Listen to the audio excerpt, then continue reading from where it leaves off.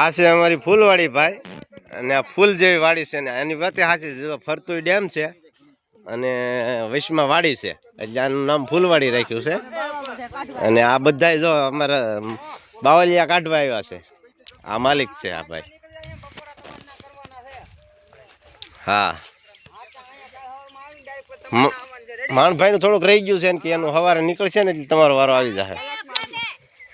એ બંધે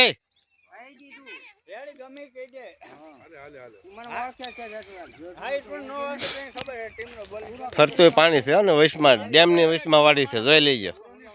પછી કેતા નહીં ફૂલવાડીમાં ફૂલ છો બગલા આવી ગયા યાર બગલા જો સુરત દાદા આથમ માં છે ને અમારે હવે